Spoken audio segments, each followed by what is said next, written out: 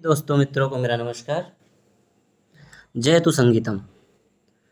आज बहुत ही important class होने वाला है, बहुत ही इम्पोर्टेंट वीडियोस, क्योंकि जितने बीपीएससी टीआरई 3 के 21 जुलाई वाले एग्ज़ाम में जितने भी म्यूज़िक के क्वेश्चन आए थे उनका आज सॉल्यूशन हम लोग देखेंगे, यानी कि उनका आंसर देखेंगे कि उनका आंसर क्या होगा। वैसे बोर्ड की तो कोई निश्चितता नहीं होती कि क्या मानता है, लेकिन हम लोग उसका आंसर एक बार देखेंगे पुस्तक के माध्यम से।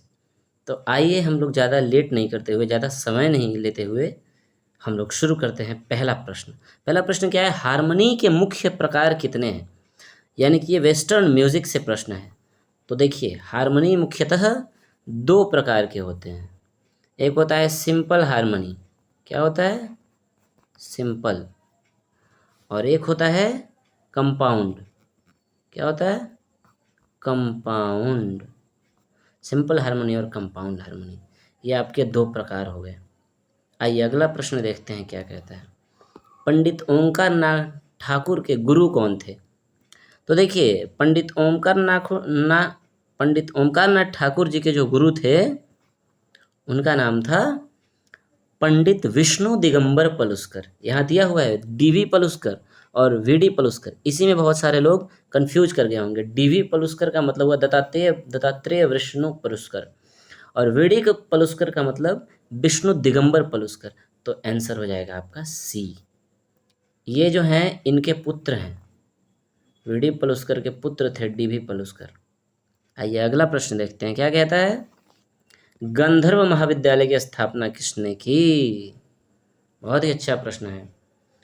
तो देखिए, गांधर्व महाविद्यालय की स्थापना पंडित विष्णु दिगंबर पलुस्कर ने 5 मई 1901 में लाहौर में, यानी अभी वर्तमान पाकिस्तान है, वहीं पे की। तो आपका आंसर हो जाएगा पंडित विष्णु दिगंबर पलुस्कर, सही आंसर।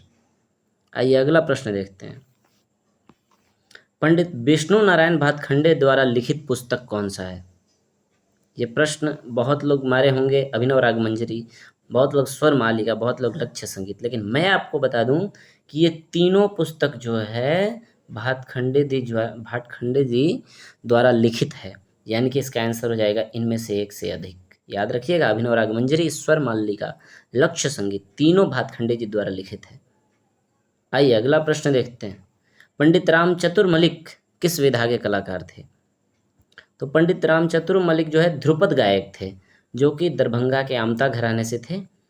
बहुत लोग डुमराव घराना भी बोलते हैं, लेकिन दरभंगा के थे ये, आमता घराने से। और ये गायक थे, ध्रुपद गायक। अगला प्रश्न देख लेते हैं हम लोग। बाबा अलाउद्दीन खां की परंपरा के कलाकार हैं।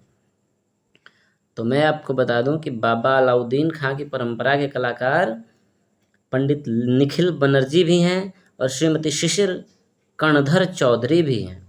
तो इसका आंसर आपका हो जाएगा इनमें से एक से अधिक, ये आपका आंसर हो जाएगा। आइए अगला प्रश्न देखते हैं। पंडित विष्णु दिगंबर पलुस्कर द्वारा रचित पुस्तक कौन सी है? तो देखिए, आपका राग प्रवेश भी वीडी पलुस्कर जी ने ही लिखा था, और नादीय शिक्षा सटीक भी उन्होंने ही लिखा था। तो इसका आंसर आपका हो जाएगा इनमें से एक से अधिक। बिना प्रमाण के मैं कोई बात नहीं कर रहा हूँ।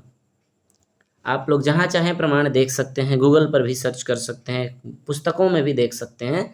विष्णु दिगंबर पलुस्कर द्वारा रचित दोनों ग्रंथ है। अगला प्रश्न देख लेते हैं। नाट्यशास्त्र में कुल कितने अध्याय हैं? यहाँ बहुत लोग कंफ्यूज कर गए होंगे कि संगीत की चर्चा तो 28 से 33 तक ही है, लेकिन यहाँ पूछ रहा है नाट्यशास्त्र में कुल अध्यायों की संख्या कितनी है। तो इसका आंसर हो जाएगा 36। नाट्यशास्त्र में कुल 36 अध्याय हैं, जिनमें 5 अध्याय जो हैं 28 से लेकर 33 तक संगीत के मुख्य अध्याय हैं। आइए अगला प्रश्न देखते हैं। बृहद्देशी ग्रंथ की रचना किसने की? ये तो बहुत ही आसान सा प्रश्न है, ये सबको याद होगा। बृहद्देशी ग्रंथ की रचना मतंग ने की थी। अगला प्रश्न देखते हैं। सप्ताध्यायी ग्रंथ किसे कहते हैं?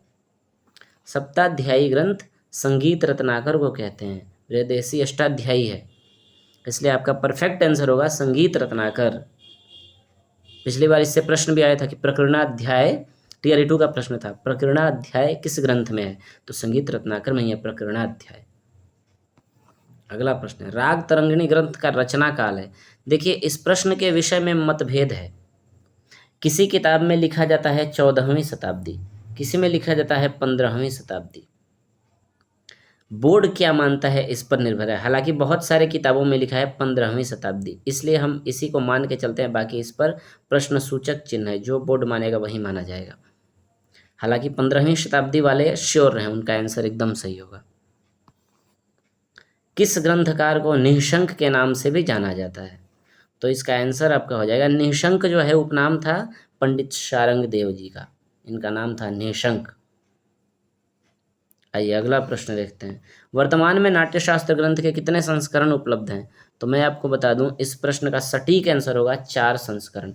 वर्तमान में अभी तक 4 ही संस्करण उपलब्ध हैं। कुछ लोगों ने 5 संस्करण मारे होंगे, कुछ ने 3, तो 3-5 वाले गलत हैं। ज़्यादा 3-5 इसीलिए बोला जाता है, बुजुर्ग बोलते हैं कि ज़्यादा 3-5 मत करिए अन्यथा गलत हो सकता है। इसके लिए आपका आंसर हो जाएगा 4 संस्करण, माफ़ कीजिएगा 4 संस्करण। वर्तमान में नाट्यशास्त्र ग्रंथ के 4 संस्करण हैं। आइए अगला प्रश्न। तार सप्तक में राग दरबारी कान्हड़ा को बजाने से कौन से राग की छाया दिखने लगती है? तो आपका इसका आंसर हो जाएगा राग अड़ाना। राग अड़ाना की छाया दिखती है। कुछ लोग जौनपुरी भी मानेंगे, तो इसमें भी हम थोड़ा सा प्रश्न सूचक चिन्ह लगा देते हैं, बोर्ड क्या मानता है, लेकिन अड़ाना आपका आंसर होगा ही होगा, इस पर मैं दावा करता हूँ। आइए अगला प्रश्न।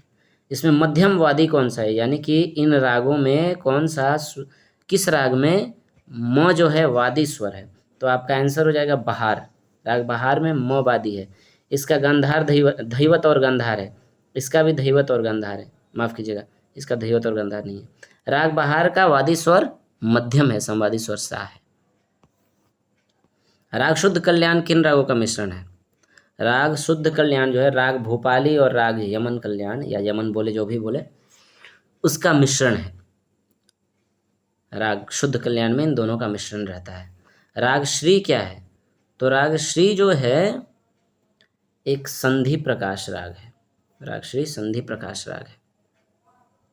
अगला प्रश्न क्या है? राग शंकरा के शास्त्रीय परिचय के बिंदु हैं। इसका हो जाएगा आपको इनमें से एक से अधिक, क्योंकि इसका थाट बिलावल है। इसका जाति औड़व साड़व है, तो इसका आपका आंसर हो जाएगा इनमें से एक से अधिक। आप कहीं भी इसको चेक कर सकते हैं, बिना प्रूफ के, बिना एविडेंस के ये बातें नहीं हो रही हैं। आइए अगला प्रश्न देखते हैं। तालेक ताल के शास्त्रीय परिचय के निम्न बिंदु हैं, कौन से?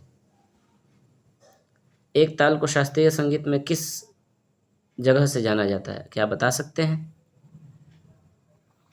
तो जिन्होंने माना है कि 12 मात्रिक ताल, उनका आंसर सही है।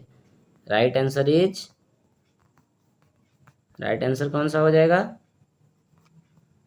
राइट आंसर आपका हो जाएगा 12 मात्रिक ताल, क्योंकि 9वीं और 11वीं मात्रा पर खाली नहीं होती है और तीसरी मात्रा पर ताली नहीं होती है, इसलिए आपका आंसर हो जाएगा 12 मात्रिक ताल। आपका आंसर क्या हो जाएगा? ए, 12 मात्रिक ताल। आइए अगला प्रश्न देख लेते हैं और अंतिम प्रश्न।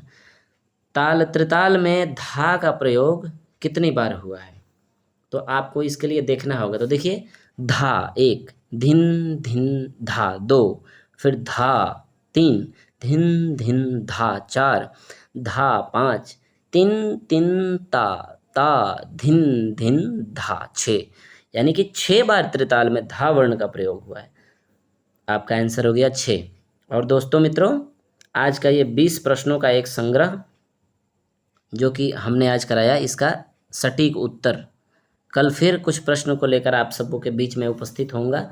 कल आप लोग आंसर की देखना ना भूलें, और इसी तरह आपके 4 दिन में पूरे आंसर की और जीएस के भी आपको आंसर की आपके सामने दिखाए जाएंगे।